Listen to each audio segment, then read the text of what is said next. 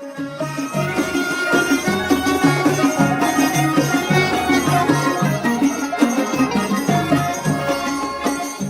আমি কই যাবো, শক্তি বস্ত হইল না।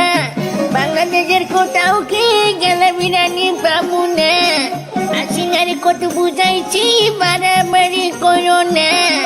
জনগণের চেষ্টা গেলে দেশে জায়গা পাবা না। কোনো কথা না শুনে শেষ পর্যন্ত পলাইলো। এখন আওয়ামী লীগ করছে, 15 আগস্টে শক্তি বস্ত হইল না।